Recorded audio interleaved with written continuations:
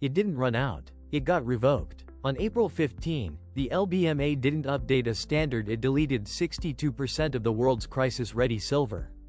Not from vaults. Not from mines. From eligibility. That's 150 million ounces, enough to fill 30 Olympic swimming pools, instantly scrubbed from the list of metal central banks are legally allowed to use when the dollar freezes.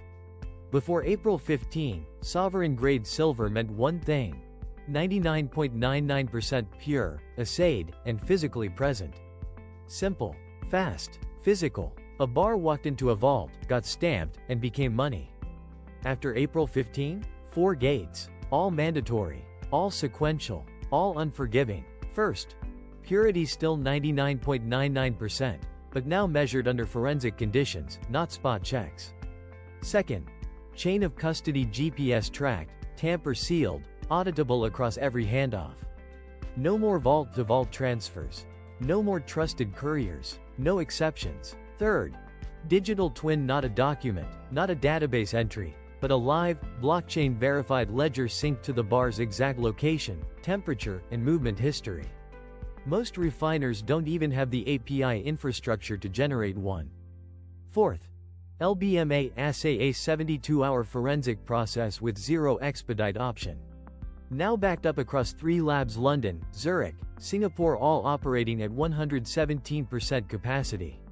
So what happens when a refinery produces flawless 99.99% silver but its digital twin hasn't synced?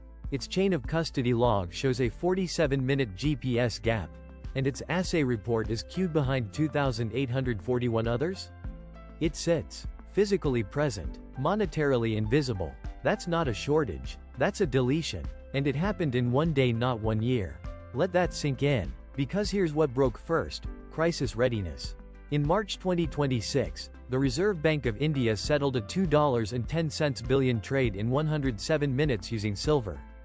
That same silver, under the new rules, would take 11.2 days to clear. Longer than the average time between Federal Reserve emergency meetings during the 2008 crisis.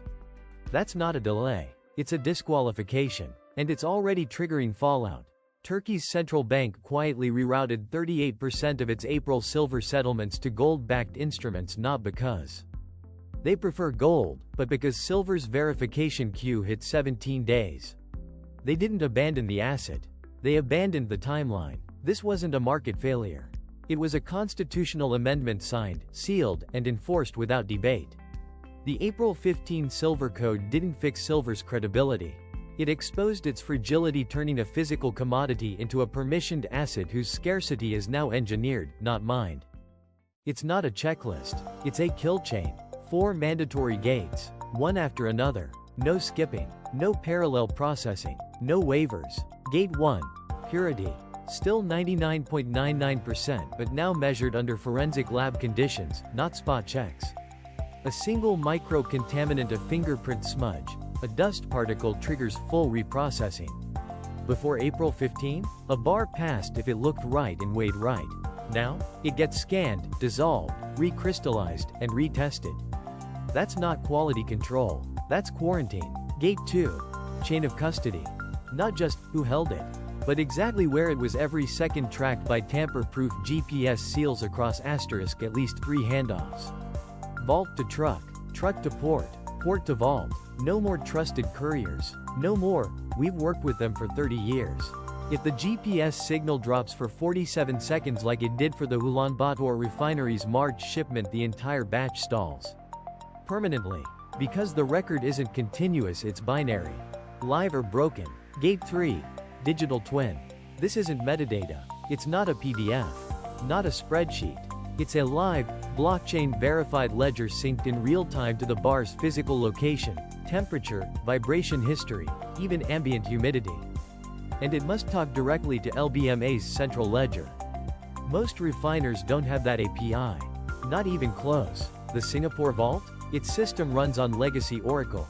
Can't handshake with London's Ethereum-based verifier. So the bar sits in a climate-controlled room, physically flawless, while its digital twin remains blank. Ghosted. Gate 4. LBMA assay. Not a stamp. A 72-hour forensic autopsy. Spectrometry. Isotope tracing. Microstructure mapping. zero expedite option.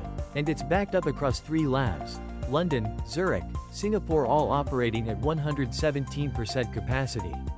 That means your bar isn't waiting in line. It's waiting behind 2,841 others, each one needing the same 72 hours. That's over 237 days of lab time just for one shipment. So here's the brutal math. A refinery in Mexico produces perfect 99.99% silver. It applies tamper seals. It logs GPS. It generates a digital twin, but the API fails. At 3:14 a.m. Zurich time, its assay application goes in and lands at position number 2842. What is that bar? Physically present, financially mute, legally inert. This isn't bureaucracy. This is physics applied to trust. And here's what no one tells you. Retrofitting for this isn't about money. It's about time. Sprott's CIO confirmed it in December. Full integration GPS seals, API sync. Assay prep takes *14 to 18 months. Minimum. That's longer than the average duration of a USD liquidity freeze. So when the next crisis hits and the Fed cuts rates tonight, what happens to the 150 million ounces that vanished on April 15? They won't be found. They'll be unverifiable. The bar is real. The trust is code. And the code just went offline. It wasn't licensed as a hedge. It was licensed as a failover protocol. And the Bank of England wrote the terms in black and white. Annex 4.2, page 17, line 3. Sovereign-grade silver is approved exclusively for settlement during a USD liquidity freeze provided verification occurs in real time. Real time, not within the week. Not after lab processing. Real time. That means, when the dollar seizes, silver clears first, faster than gold, faster than bonds, faster than central bank swaps. Because in a freeze, seconds are sovereigns. But here's what happened on April 15. The LBMA didn't just raise standards. It installed a stopwatch and then removed the battery. Average verification now takes 11.2 days. Peak queues hit 17. That's not a delay. That's a disqualification clause written in code, enforced by labs, and stamped with the LBMA's seal. Let that sink in. A USD liquidity freeze doesn't announce itself. It hits in minutes, triggered by a failed repo auction, a treasury auction miss, or a sudden M-currency cascade. Settlement windows? Measured in hours. The Reserve Bank of India cleared $2.10 billion in silver in 107 minutes, March 2026. Under the new rules, that same trade would still be waiting for assay confirmation. That's not slower. It's offline. And this isn't theoretical. In May 2026, the RBI issued an internal memo leak, then quietly confirmed, stating it's shifting *40% of its silver settlement volume to gold-backed instruments. Not because gold is preferred. Not because silver is expensive. Because silver's verification latency violates the BOE's own operational mandate. Think about that. The very asset designated to replace dollars in crisis, the one the Bank of England legally entrusted with that role, is now functionally inert by design. Its scarcity isn't physical. It's procedural. Its bottleneck isn't supply. It's time. And time, unlike silver, cannot be refined, assayed, or tokenized. So what remains? A contingency plan with no contingency. A failover protocol with no failover. A license stamped, real-time, now running on a 17-day clock. The April 15 silver code didn't just shrink the pool. It broke the mechanism. And the most dangerous part? No one paused to ask, what settles when the clock runs out? It's not broken. It's unfixable. There is no waiver, no override, no emergency exception. Because the rules aren't bureaucracy, they're the trust layer itself. Remove one gate, and the entire sovereign-grade tier collapses. Not into scarcity, into ambiguity. And ambiguity has no place in crisis settlement. So regulators don't hesitate. They can't. Waiving chain of custody would let untracked bars flood the system.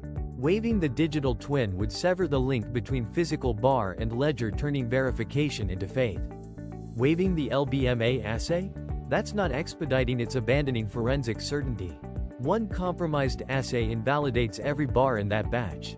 Which means one waiver risks the entire tier. So the bottleneck isn't accidental.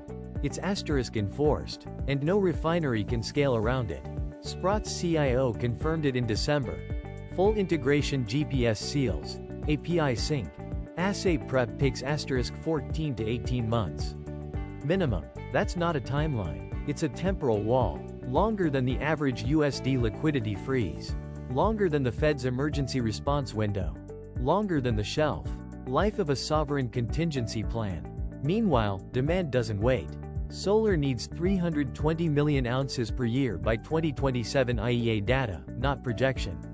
Central banks added 112 million ounces in Q1 alone *LBMA's own report. ETF inflows hit $4.80 billion in April Bloomberg's real-time ledger. That's not pressure building. That's pressure detonating against a valve welded shut. We built a failover system, then made its key component unverifiable on demand. The question isn't whether silver will rise. It's whether the system can settle anything * when it matters most.